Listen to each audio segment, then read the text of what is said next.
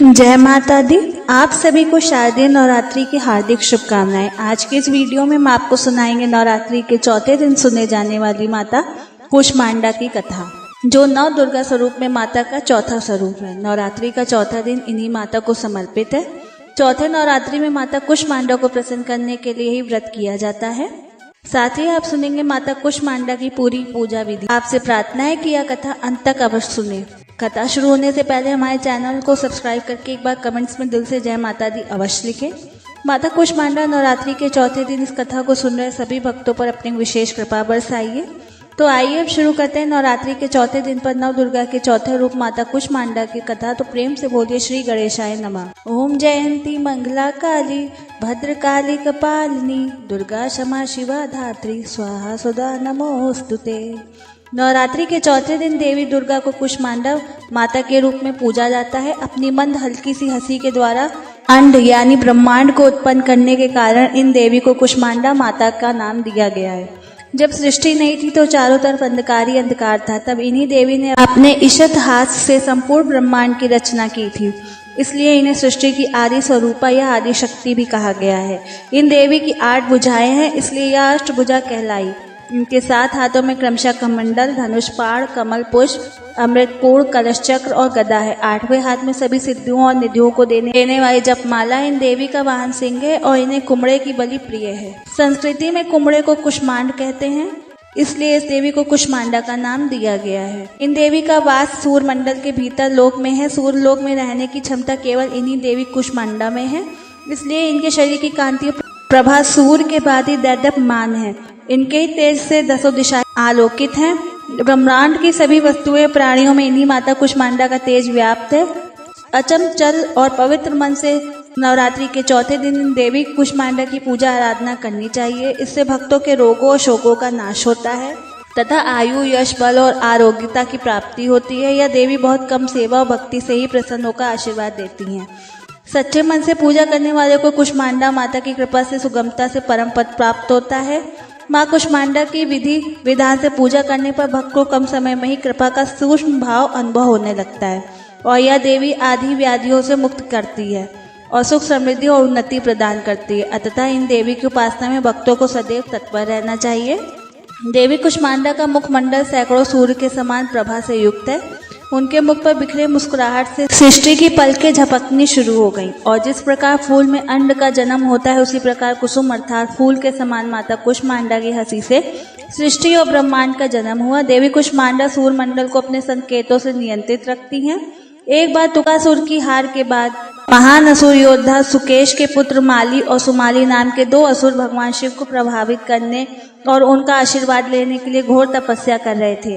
वो जो तपस्या कर रहे थे वो इतनी उग्र और तीव्र थी कि उनके शरीर से निकलने वाली सकारात्मक तेज से उनका शरीर चमकने लगा। तब सूर्यदेव पृथ्वी पर बढ़ती इस चमक को देखकर चिंतित और उत्सुक होने लगे। फिर सूर्यदेव ने एक बार पृथ्वी पर चमकते पिंडों को देखने जाने का फैसला किया। प्रकृति के नियमों के अनुसार आकाशीय पिंड तब तक अपना स्थान नहीं छोड़ सकते जब तक कि वह अपना स्वभाव नहीं बदल लेते। सूर्यदेव इतने जिज्ञासु थे कि वह सौर मंडल में अपना स्थान छोड़कर पृथ्वी पर चमकते पिंडों को देखने चले गए। इससे पूरे ब्रह्मांड को नुकसान पहुंचा। सूर्यदेव सब कुछ नजरअंदाज करते हुए दोनों भाइयों के और करीब चले गए। अपने ध्यान में मंत्रमुग्ध दोनों भाई इस बात से अनजान थे कि उनके पास सूर्यदेव आ रहे हैं। इसके परिणाम स्वरूप संपूर्ण विश्व और सौर मंडल अंधकार में चला गया। यह अंधकार इतना भयावह था कि कोई भी अपनी आंखों से पूरे ब्रह्मांड को देख सकता था।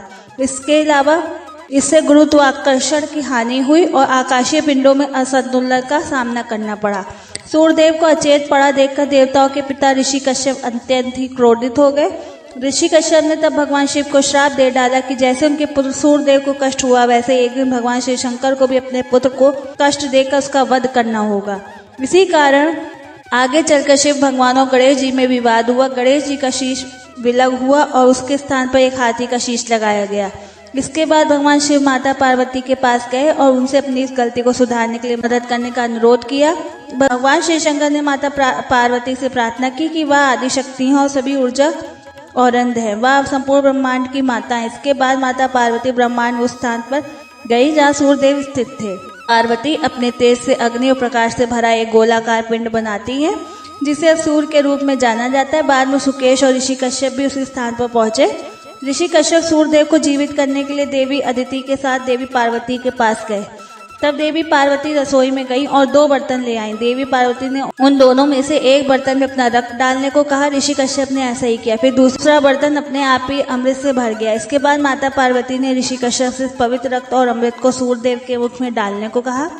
ऋषि कश्यप के ऐसा करते सूर्यदेव जीवित और स्वस्थ हो गए। तब ऋषि कश्यप ने माता पार्वती को वरदान दिया, उन्हें एक ऐसा बालक होगा जो पूरे ब्रह्मांड में सबसे अधिक महान और सबसे अच्छे भगवान के रूप में साबित होगा, यानी भगवान विघ्नहर्ता गणेश जी।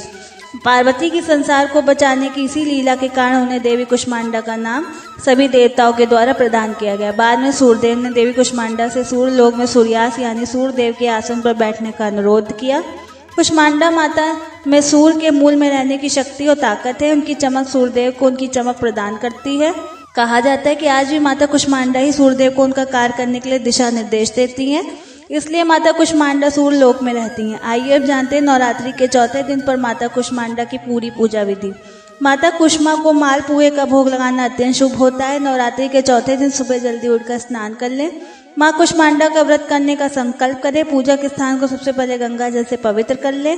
लकड़ी की चौकी पर पीला कपड़ा बिछाकर माता कुष्मांडा का चित्र या प्रतिमा उस पर स्थापित करें। माता कुष्मांडा का स्मरण करते हुए उन्हें पीले वस्त्र, फूल, फल, मिठाई, धूप, दीप, नैवेद्य, अक्षत आदि अर्पित करें।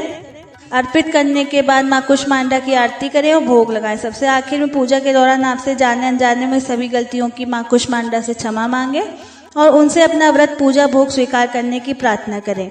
इसके बाद माँ दुर्गा सप्तशती और दुर्गा चालीसा का पाठ करें। अगर आपको यह कथा पसंद आई हो तो please like, share and subscribe कीजिए।